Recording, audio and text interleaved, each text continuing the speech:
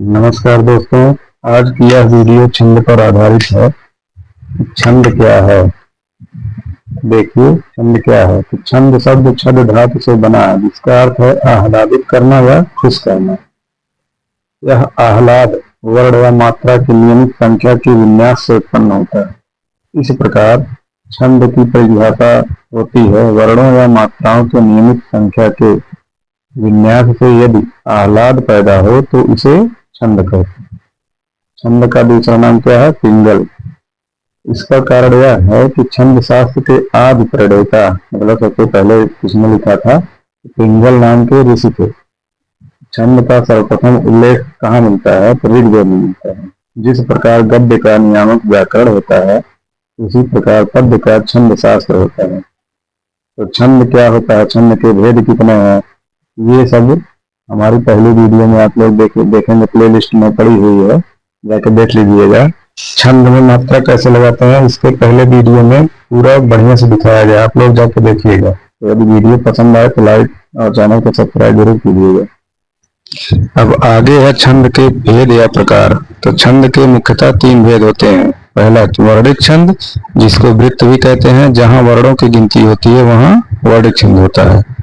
Number 2 है मात्रिक छंद, उसको कहते हैं जाति, जहां मात्राओं की गिनती होती है उसे मात्रिक छंद कहते हैं। और तीसरा नंबर है मुक्तक छंद, जहां वर्णों या मात्राओं का प्रतिबंध ना हो।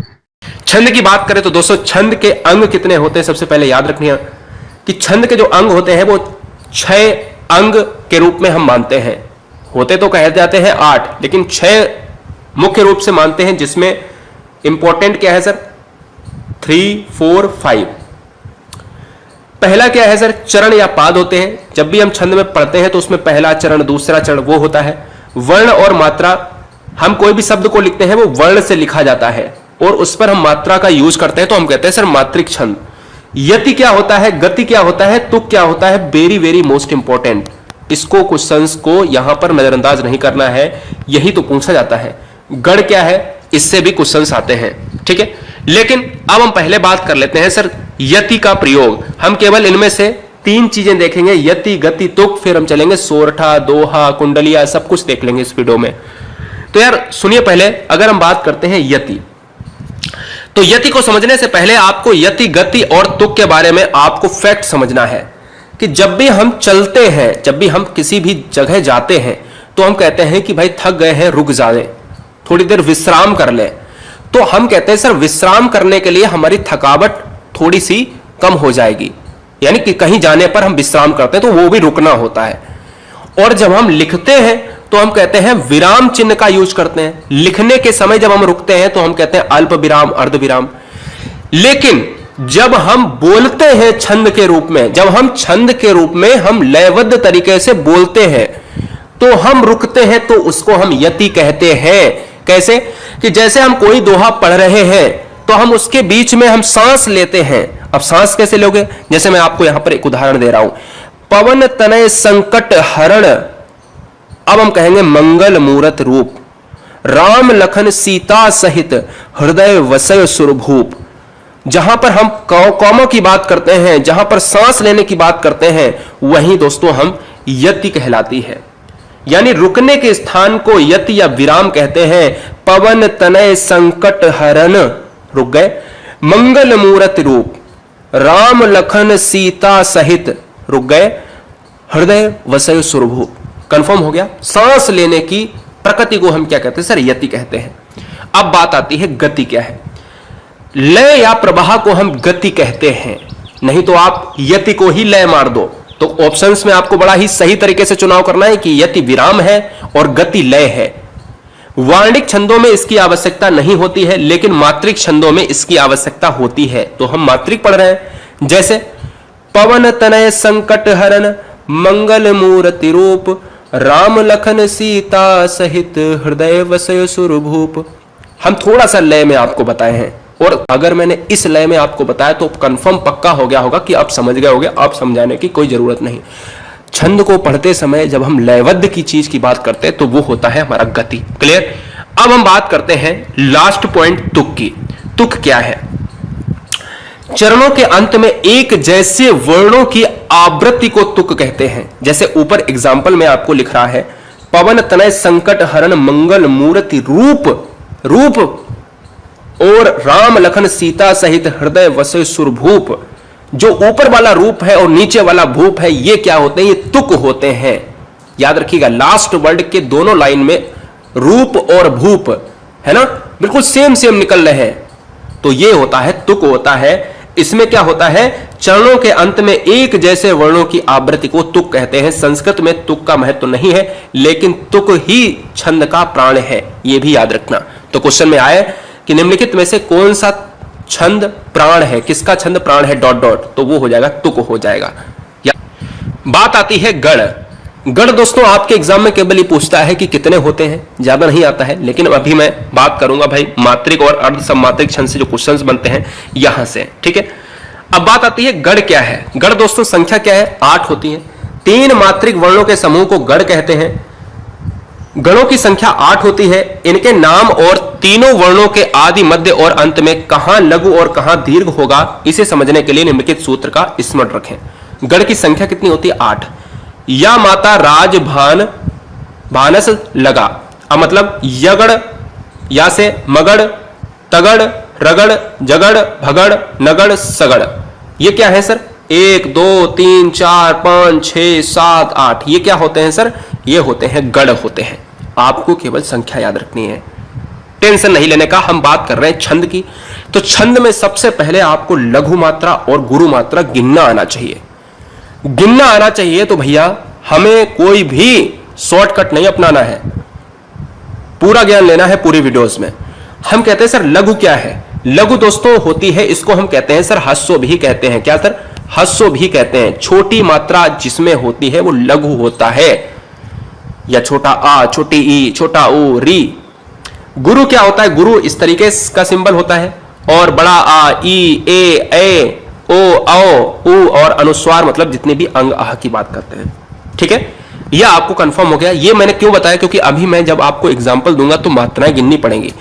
क्यों? क्योंकि भाई जब आपसे एक एग्जाम्पल पूछ लेता है एग्जाम में, कहता है निम्नलिखित में से कौन दोहा है, कौन सोरठा है, तो भैया ये काम आता है, ठीक है, तो याद रखना है। तो ए, ओ, औ में 2 मात्राएं होती हैं, और इनमें सभी में कितने होते हैं? 4 अक्षर में केवल 1 मात्रा होती है। अभी बताऊंगा, टेंशन मत लो। सबसे पहले अगर हम बात करते हैं मात्रिक छंद। मात्रिक छंद जो होता है मैं यही पढ़ने वाला हूं। अब मैं लय पे आया हूं। अभी तक पूरा हमने आपको सिस्टमेटिक बताया कि यति, गति और तुक से क्या क्वेश्चंस होते हैं, वो पूरा क्लियर हो गया, गढ़ क्लियर हो गया। बात करते हैं सममात्रिक छंद, अर्ध सममात्रिक छंद, विषम मात्रिक छंद। 3 प्रकार के मात्रिक छंद होते हैं, जिसमें सममात्रिक छंद बहुत ज्यादा पूछा जाता है, जिसकी ट्रिक है चारों गीत हरगीतिका। सममात्रिक छंद सबसे पहले पढ़ते हैं, फिर उसके बाद में अर्ध सममात्रिक छंद पढ़ेंगे। तो सबसे पहले याद रखो कि चारों गीत हरगीतिका का मतलब क्या है। तो मात्रिक छंद में पहला पार्ट है सममात्रिक छंद। सममात्रिक छंद हम देखते हैं कि चारों गीत हरगीतिका में मतलब यह है कि क्वेश्चंस में आपसे ये पूछेगा कि निम्नलिखित में से कौन सा सममात्रिक छंद है और कौन सा नहीं है। तो बस ये ट्रिक आपको वहां पर काम आएगी। आपको पता रहेगा कि चारों गीत हरगीतिका जो है सममात्रिक छंद होते हैं, तो कोई रोक नहीं सकता क्वेश्चन सही करने से। अगर चारों गीत यानी चौपाई, चारों से चौपाई, रो से रोला, गीत से गीतिका और हरगीतिका तो है ही। अगर चारों गीत हरगीतिका हमारे दिमाग में है कि ये सममात्रिक छंद है, तो हमें कोई नहीं रोक सकता कि क्वेश्चन सही ना हो। तो सिंपल सी बात है कि यह आपको याद रखनी होगी। अब बात आती है चौपाई में कितनी मात्राएं होती हैं। पहली बार हमेशा यही क्वेश्चन आता है, हमेशा ही क्वेश्चन आया है, पिछली बार भी आया। रोला में कितनी मात्राएं होती हैं? 24 होती हैं। चौपाई में 16 होती हैं। गीतिका में होती हैं 26 और हर गीतिका में होती है 28 मात्राएं। ये आपको लिख लेना है बहुत अच्छी तरीके से। अब मैं आपको बताता हूं कि मात्राओं को गिनते कैसे हैं, चौपाई में क्या होता है, ठीक है। तो सममात्रिक छंद में कौन कौन से आते हैं? चौपाई आता है, रोला आता है, गीतिका यानी हर गीतिका। तो ये चीजें आपको याद है। अब बात करते हैं सबसे पहले चौपाई की। चौपाई की बात करते हैं। हमने कहा मात्रिक समछंद है। अगर आपसे पूछे कि चौपाई निम्नलिखित में से कैसा है, तो आप कहोगे सर कैसा है? सममात्रिक छंद या मात्रिक समछंद। हमने याद कैसे किया था? चारों गीत हरगीतिका यानी चौपाई। रोला है, पूछे रोला कैसा है? सममात्रिक। हरगीतिका गीत का पूछे कैसा है? सममात्रिक। तो सबसे पहले चौपाई में 4 चरण होते हैं। प्रत्येक चरण की बात अगर हम करें तो 16-16, लेकिन अगर हम बात करें चरण की बात छोड़ो, हर लाइन में आपको 16-16 मात्राएं गिन लेनी है। मात्राएं गिनते हैं, देखिएगा। सूरज फिर से है मुस्कुराया, मुस्काया, कोयलिया ने गान सुनाया। अब ये देखिएगा, इसमें मात्राएं आपको गिननी है कि क्या एक लाइन में 16 होती हैं, क्या दूसरी लाइन में भी 16 होती हैं, तो भैया क्या होगा, चौपाई होगा पक्का।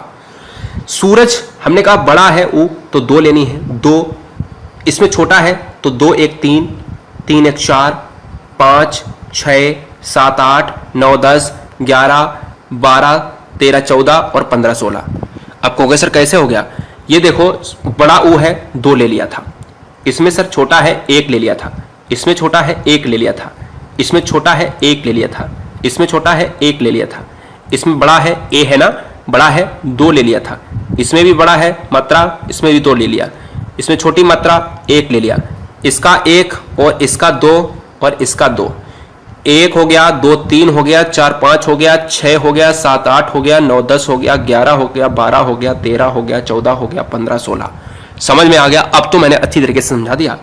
यानी छोटी मात्रा में 1 लेना है, बड़ी मात्रा में बड़े डंडे में ए में आए या इसमें आए या इसमें आए या इसमें आए, ये कैसी हैं, ये सभी आपको 2 लेनी। 2 का सिंबल कैसा होता है सर? ऐसा होता है। चलो 16 इसमें मात्राएं हो गई। इसमें देखते हैं, को बड़ा है 2 ले लिया, छोटा है 1 ले लिया, छोटा है 1 ले लिया, बड़ा है 2 ले लिया, डंडा है ना, बड़ा है ए है ना, 2 ले लिया, बड़ा है 2 ले लिया, ना छोटा है 1, सु छोटा है 1, ना बड़ा है 2 और ये 2 हो गया, तो 4 5 6 7 8 9 10 11 12 13 14 15 16। तो ये भी हम कह सकते हैं, हमने कहा 16 इसमें मात्राएं निकली, 16 इसमें मात्राएं निकली, आंसर क्या हो जाएगा, चौपाई हो जाएगा। कैसा है? सममात्रिक छंद है। कोई दिक्कत आई? बात करते हैं नेक्स्ट, रोला। रोला कैसा है सर? मात्रिक समछंद है। मात्राएं कितनी है सर? 24 मात्राएं हैं। चरण कितने सर? प्रत्येक चरण में 24, इसमें भी 24 निकलनी चाहिए, इसमें भी 24 निकलनी चाहिए। गिनना आपको बताया है, छोटे ऊ की मात्रा, छोटा आ, ये सब कोई दिक्कत मैटर नहीं करता, इसमें 1 मात्रा लेनी है। अनुस्वार विसर्ग ये सब आपको 2 मात्राएं लेनी है, ठीक है। चाहे ए हो छोटा, चाहे बड़ा ए हो, ओ हो छोटा, चाहे बड़ा ओ हो, 2 मात्राएं लेनी है। एक लाइन आपको गिन के बताते हैं, फिर आपको समझ में आ जाएगा। हमने कहा इस चरण में आपको 24 मात्राएं होनी चाहिए। उठो, उठो में क्या हो जाएगा बताओ? उठो 1 मात्रा, 2 मात्रा, 1 मात्रा, बड़ी है 2 मात्रा, बड़ा है 2 मात्रा, और एक और ये छूट गया है, यहां पर भी 2 मात्रा, यहां 1 मात्रा, यहां पर 2 मात्रा, यहां पर 1 मात्रा, यहां पर 1 मात्रा, छोटा है 1 मात्रा, छोटा है 1 मात्रा, ये बड़ा है 2 मात्रा, और ये त्यागो, या में 2 है और ता 1 है, मतलब 3 मात्रा हो जाएंगी। मतलब कह सकते हो 1 और 2, और इसको हम कह सकते हैं 2। तुम कह सकते हैं 1 2 3 4 5 6 7 8 9 10 11 12 13 14 15 16 17 18 19 20 21 22 23 24। तो हम कह सकते हैं 24 मात्राएं इसमें निकली। इसी तरीके से 24 मात्राएं इसमें आप गिन सकते हो। हरिगीतिका की बात करें सर, नेक्स्ट है हमारा हरिगीतिका। फिर चलते हैं अर्ध सम्मात्रिक, जहां से दोहा सोरठा से क्वेश्चन बनते हैं। हरिगीतिका से क्वेश्चन क्या बनते हैं सर? कहता है सबसे पहले कि कैसा है, तो हमने कहा कि चारों गीत हरिगीत का ट्रिक बताइए आपको, तो आपका हो गया सममात्रिक छंद। चरण कितने हैं सर? चरण में कितनी कितनी मात्रा है? तो आपको कहना है 28। तो आपको केवल 28 रखनी है याद। अब तो गिन तो लोगे, पक्का ही पता है मुझे, गिन लोगे, कोई भी दिक्कत नहीं, 2 बार मैंने बता दिया आपको। अब बात करते हैं मात्रिक छंद का दूसरा पार्ट है अर्ध सम्मात्रिक। यहीं से क्वेश्चन बनेगा, इससे ज्यादा आपको नहीं पढ़ना है। अर्ध सम्मात्रिक छंद क्या है? अर्ध सम्मात्रिक में आपको याद रखना है दोहा, सोरठा, बरबय और उल्लाला, है ना। दोहा, सोरठा, बरबय और उल्लाला, ये आपको याद रखना है बहुत ही अच्छी तरीके से। अब याद कैसे करोगे, इसकी ट्रिक मेरे दिमाग में आ गई, तो आप समझ रहे हो ना।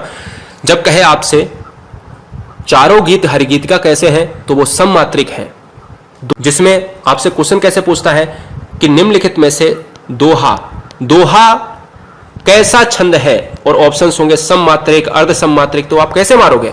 तो आप मारोगे भैया ट्रिक से। तो नीचे लिख लेना है ट्रिक में, कैसा है सर? अर्ध सममात्रिक। तो दोहा भी आपका अर्ध सममात्रिक है, सोरठा भी आपका अर्ध सममात्रिक है, बरबय भी आपका अर्ध सममात्रिक है, और उल्लाला भी। पहला क्वेश्चन क्लियर हुआ। दूसरा क्वेश्चन, दोहा में कितनी मात्राएं होती हैं? पहले और तीसरे चरण में होती हैं 13 मात्राएं, दूसरे और चौथे चरण में होती हैं 11-11 मात्राएं। सोरठा में 11-11-11-13, पहले और तीसरे चरण में सोरठा में 11-13 मात्राएं, 11 मात्राएं, और दूसरे और चौथे चरण में सोरठा में 13-13 मात्राएं। मैं बताऊंगा अभी। बरबय में 12-7 और उल्लाला में 15-13। अब दूसरा क्वेश्चन हो गया। तीसरा क्वेश्चन इस तरीके से पूछता है, ध्यान दीजिएगा। कहता है दोहा में कुल कितनी मात्राएं होती हैं? तो 13 + 11 बराबर कितनी हो गई? 24। सोरठा और दोहा में तो भैया बराबर ही होंगी, तो आपसे कहते कुल मात्राएं, तो आपको 11 + 13 24 ही। अगर आपसे कहते बरबय में कुल मात्राएं कितनी होती हैं? तो 12-7 19। अगर आपसे कहे उल्लाला में कुल कितनी मात्राएं होती हैं? तो उल्लाला में 15 + 13 5 3 8 और 2 28। कोई दिक्कत है? तो अगर कुल मात्राएं पूछे तो इतनी, अगर प्रथम पद द्वितीय पद करके पूछे तो 13-11 11-13 12-7 और 15-13, इस तरीके से मारना है। अब बात करते हैं, पहला पार्ट है इसमें दोहा। दोहा कैसा है सर? मात्रिक अर्धसम छंद है, यानी अर्धसम मात्रिक छंद है, जिसमें पहले पद में यानी पहले और तीसरे पद में है 13-13 मात्राएं और दूसरे और चौथे पद में है 11-11 मात्राएं। अब कैसे हम इसको पहचानेंगे? हमने कहा था चरण की बात करें तो पहला चरण इतना होता है, दूसरा चरण इतना होता है, तीसरा चरण इतना होता है और चौथा चरण इतना होता है। समझ गए? तो पहला और तृतीय यानी ये और ये वाला जो चरण होता है, इसमें 13-13 मात्राएं आनी चाहिए। और जो ये दूसरा और तीसरा चौथा चरण होता है, इसमें कितनी कितनी मात्राएं आनी चाहिए? इसमें 11-11 मात्राएं आनी चाहिए। यानी ये वाला जो चरण है इसमें 13 मात्राएं, ये वाले दोनों चरण है इसमें 11 मात्राएं। तो आपका क्या होगा सर? दोहा हो जाएगा। मेरी भववादा हरो, आप कहोगे सर कैसे? फटाफट देख लेते हैं।